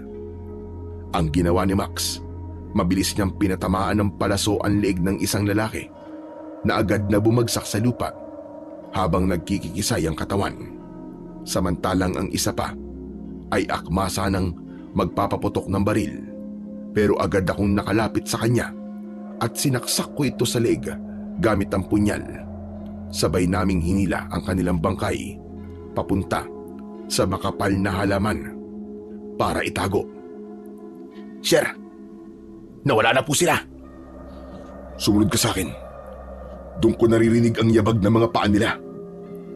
Malalaki ang hakbang na sinundan namin ng ingay ng mga rebelde at napagtanto kong dinala ang mga biyag sa gitna ng kagubatan. Kuweba yun ah. Malamang na diyan nagtatago ang pinuno ng mga binanginan. Sir, may mga sibilyang dinala sa loob. Ano pong gagawin natin? Sandali kaming nag-isip ng paraan kung paano kami makakapasok sa loob ng kuweba nang hindi kami namamalayan ng kalaban. Ang ginawa ko, itinago ko ang punyal sa ilalim ng damit ko at isinuksok ko yun sa bewang ko. Kapitan, ano pong binabalak nyo? Papasok akong mag-isa sa loob at ikaw, lookout kita. May iwan ka rito. Teka sir, mapanganib pong naiisip niyong plano. Matagal ko nang ginagawa to, Max. Palagi kong ipinapain ang sarili ko sa mga kalaban. Ngayon pa ba ako kakabahan? May kakayahan akong mapaghilom ang sugat ko. Kaya huwag kang mag-alala. Pero kasi sir, maniwala ka sa akin, First Lieutenant Max Aguilar. Manatili ka rito. That's an order. Hindi na nakipagtalo pa sa akin si Max nang banggitin ko ang kanyang buong pangalan. Hudyat ko yun ng pagbibigay ng order bilang nakatataas sa kanya. Nang humanda ako sa pagpasok sa kuweba, pumwesto si Max sa ilalim ng makapal na halaman habang nakatutok sa lagusan ng kanyang pana. Agad kong pinilipit ang leeg ng dalawang lalaking naiwang nagbabantay sa labas ng pintuan ng kuweba. Itinapon ko sa malayo ang kanilang mga baril. Saka ko maingat na pumasok sa loob. Sumalubong sa akin ang mabahong singaw ng kuweba. Mula sa kinaroroonan ko, umi-echo ang boses ni Colonel Sandoval habang pinahihirapan ito. Dinig na dinig ko ang masayang boses ni Commander Aguila. Mahal kong binanginan, inaalay ko po ulit sa inyo ang aking mga biyag. Para sa karagdagan ng inyong kapangyarihan, higupin po ninyo ang kanilang enerhiya at lasapin ang sarap ng kanilang lamang loob. Yan ang gusto ko sa'yo, Aguila. Palagi mo akong binubusog sa sariwang dugo at laman ng tao. Kaya lang, naiinis ako sa'yo. Dahil hindi mo napipigilan ang madalas na pagbisita sa akin ng mga sundalo. Wala ka na ba talagang magagawang paraan para patahimikin sila? Ngunit, kailan po makakagawa niyan, mahal na Panginoon? Habang tumatagal, nagiging agresibo na po mga sundalo na pasukin ang inyong teritoryo. Hindi ako makakapayag. Kung ganun po, salakayin ninyo mga karatig na baryo at ako ang ilagay nyo sa posisyon para bigyan ng babala ang mga sundalo na kayo ang hari sa lugar na ito. Yan. Ganyan nga ang gusto ko sa mga alagad ko. Masama ang ugali at sakim. Panatilihin mo ang ganyang ugali at hindi magtatagal. Ikaw na ang magiging hari sa lupang ito at ako naman ang magiging Panginoon ninyong lahat. Hindi na ako nakatiis at nagpakita ko sa kanilang lahat. Nagulat sila sa paglitaw ko dahil nakikita nila ang liwanag mula sa braso ko. Makikinig pa sana ako sa inyo eh. Kaya lang, naaalibadbaran na ako sa mga pinag-uusapan ninyo. Anong ibig sabihin ito, Aguila? Sino ang taong yan? Panginoon, hindi ko napansin na may natira pala sa mga sundalong pinatay ninyo. Sabihin mo, palpak ka, Commander Aguila. Masyadong mahina ang puwersa ng mga taong nagbabantay sa labas. Kaya napatay ko sila nang walang kahirap-hirap. Hayop ka, Aguila. Inutil ka talaga. Hinayaan mo makapasok yan dito. Talagang inutil siya. Ang totoo, may plano siyang patayin ka. Binangin ang hangal. Anong sabi mo? Hangal ang tawag sa nilalang na kayang utuin ng alagad niya. Hindi totoo yan, Panginoon. Nagsisinungaling ho siya. Hindi ako nagsisinungaling, binanginan. Niloloko ka niya at kasabwat pa niya ako. Isa kang malaking traidor, Aguila. Panginoon, makinig kayo sa akin. Nagsisinungaling siya. Hindi ko magagawang pagtaksilan ka. Tanga lang ang maniniwala sa sinasabi mo, Commander Aguila. Tumigil ka! Tumigil ka! Halos lumukso ko sa tuwa dahil gumana ang taktika ko.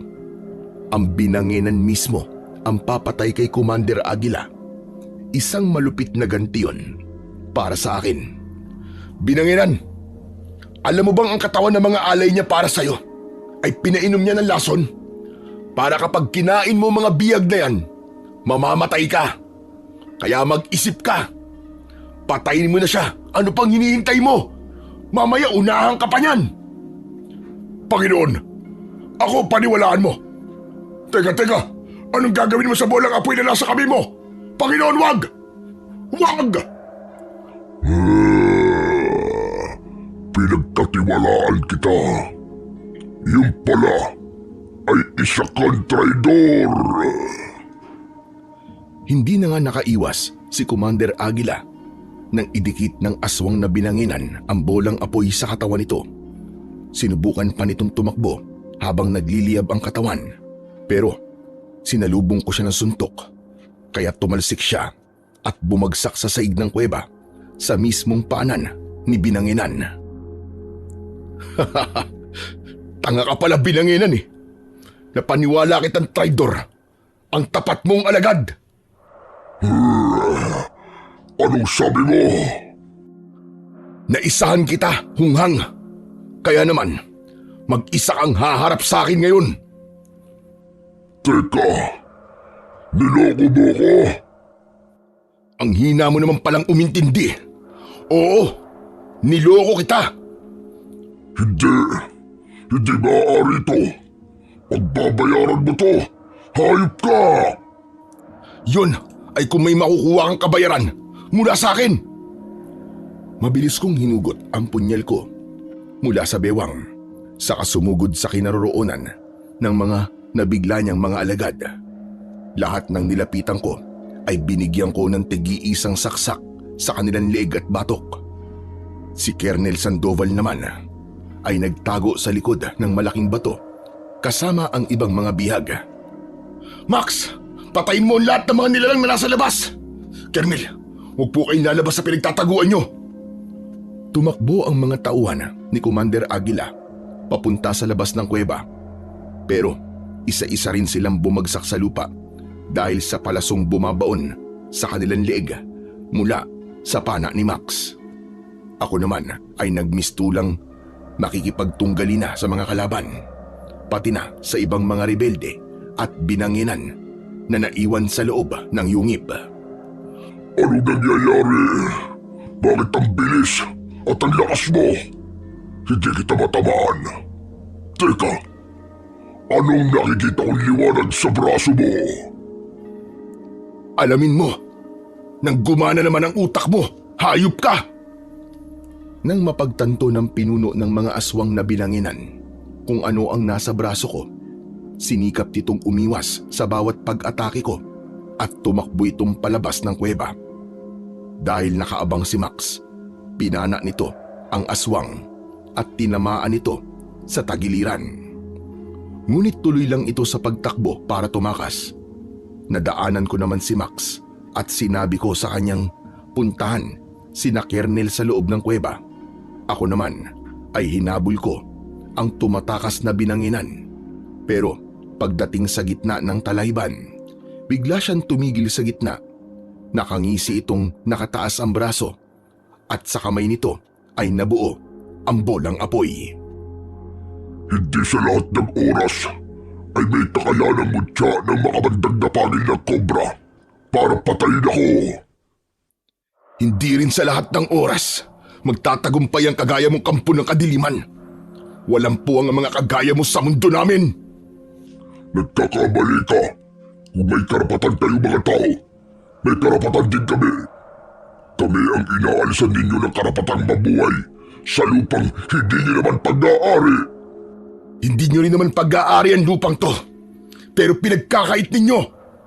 Ipinagtatanggol lang namin ang aming tirahan na patuloy na sinisira ng mga taong kagaya mo. Kahit na nagkamali pa ang mga taong kagaya ko, wala pa rin kayong karapatang pumatay ng tao. Tumigil ka. Simulan na natin ang laban. At susunugin kita. Nagkapangyarihan ko. Yun ay kung magtatagumpay ka, animal ka! Nagulat ako sa biglang pagbato niya sa akin ng bolang apoy na tumama naman sa tiyan ko. Umangat ang paa ko sa lupa dahil sa malakas na puwersang tumama sa katawan ko. Nasunog ang pang-itaas kong damit kaya napilitan akong hubarin ito. Dahil doon, tumambad sa paningin ng kalaban ang marka ko sa dibdib. Hindi maaari. Ikaw yun. Oo, ako nga. Ikaw ang nakasaad sa aming propesiya. Napapatay daw sa akin at uubos sa lahi namin. Ikaw, na isang mahinang nilalang. Mahina pala. Pues, ako mismo ang tutupad sa propesiya ninyo. Humanda ka! Patay kung patay! Ako ang unang sumugod sa kanya. At dahil sa bilis ko, hindi niya naiwasan ang pagtama ng punyal ko sa dibdib niya. Pero nagulat ako dahil hinawakan lang niya yun at naglaho ang sugat nito. Teka, akala ko... Akalang ano? Akala mo mapapatay mo ko ng punyal mo? Ako naman ngayon ang aatake sa'yo! Dala ng labis kong pagkabigla. Hindi ko naiwasan ang pagtama ng suntok niya sa dibdib ko. Pasadsad akong bumagsak sa talahiban. Hindi pa man ako nakakabawi ng lakas at nakakatayo ng lubos.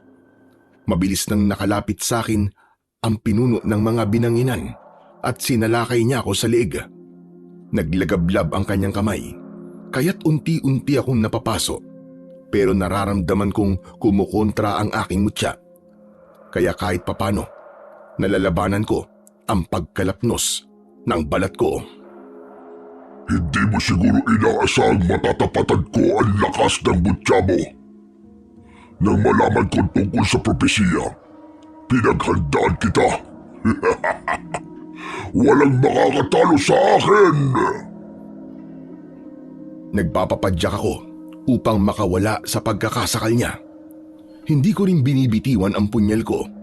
Isinaksak ko yon sa braso niya, pero hindi niya ito iniinda.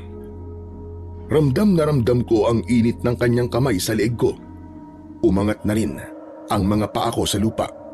Habang nakakaramdam ako ng panghihina, nakita kong may lumipad na palaso sa ere at bumaon yun sa braso ng binanginan. Ang braso ko! Bumao ng palaso! Sino may gawa nito? Ako may gawa niyan! Pakawalan mo si Kapitan! Muling nagpakawala ng palaso si Max. Tumama ulit yun sa braso ng aswang na binanginan. Kaya nabitiwan niya ako. Nagkaroon tuloy ako ng pagkakataon para maisaksak ko sa kanya ang punyal ko. Bumao ng punyal sa dibdib ko! Magbabayad ka! Papatayin kita! Heto pa! Saluhin mo to! Umikot ako at sinipa ko ang punyal na nakabaon sa dibdib niya. Kaya mas lalong lumalim ang pagkakabaon nito. Hindi pa ako nasiyahan.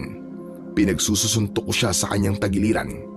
Sa kabila ng sakit na nararamdaman nito, sinubukan pa rin ito na mabuo ang bolang apoy para ibato sa akin. Ngunit naging maagap naman si Max. Pinana nito ang mata ng aswang na binanginan. Kaya naman, napasigaw ito ng malakas at pumatak ang bolang apoy sa mismong paanan niya.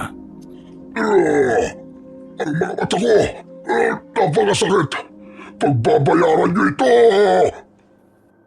Kapitan Elmo, hugutin mo ang punyal sa dibdib niya at itarak mo yan sa kanyang batok. Yun ang kahinaan ng pinuno ng mga binanginan.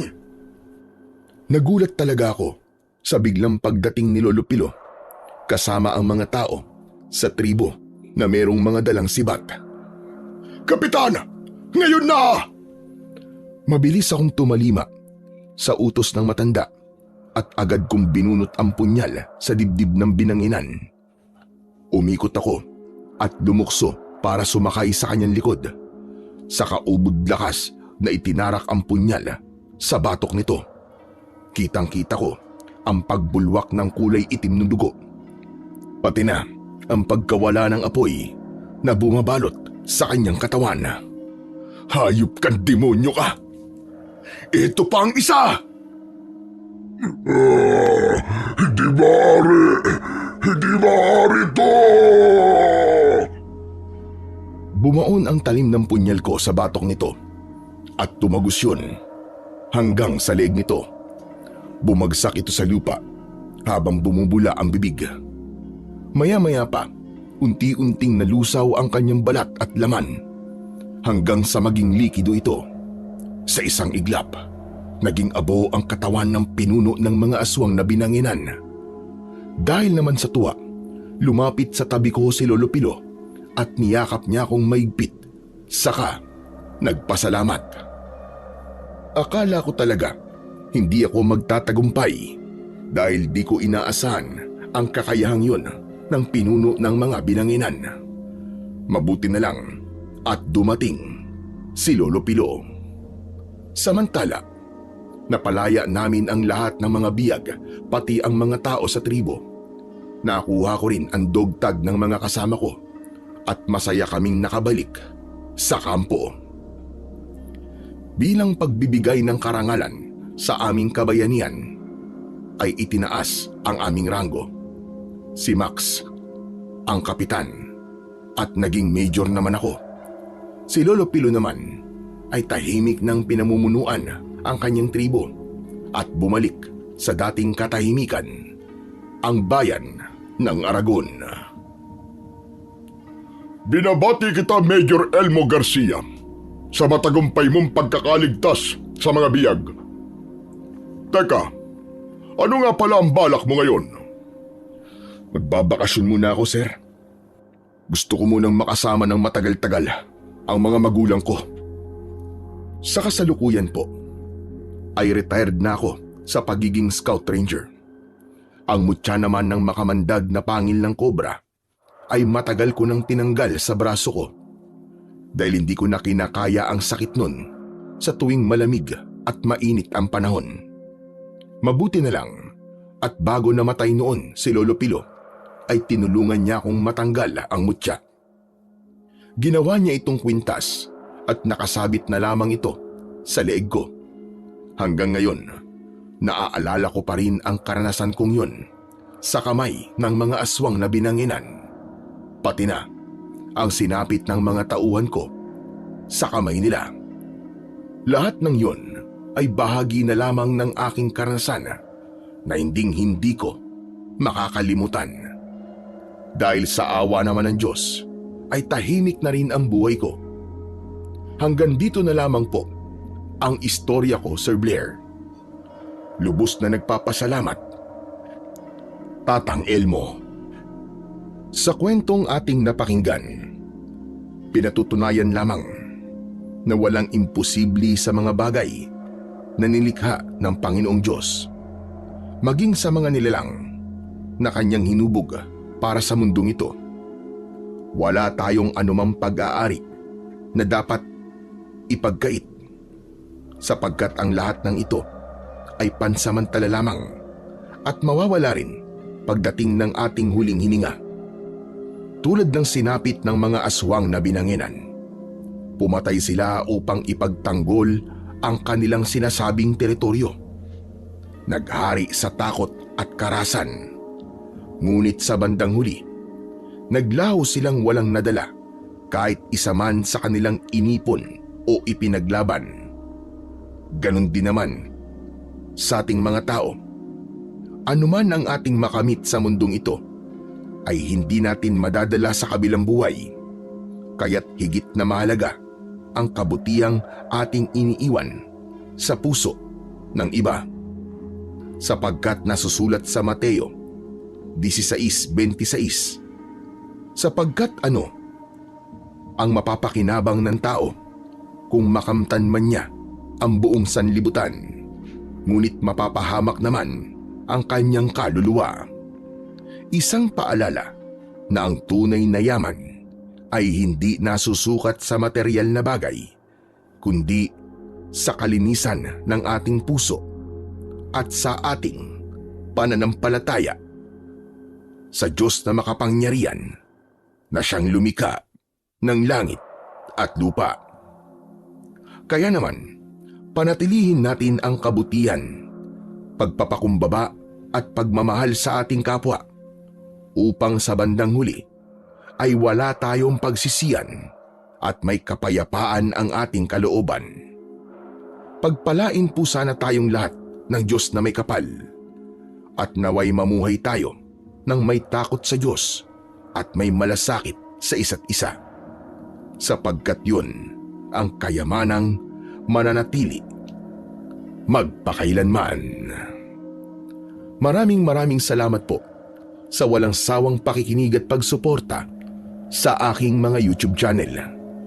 Huwag niyo rin pong kalimutang mag-subscribe at i-hit ang notification bell para sa mas marami pang makapigilininga na kwentong aswang at katatakutan mula sa mundo ng kababalaghan.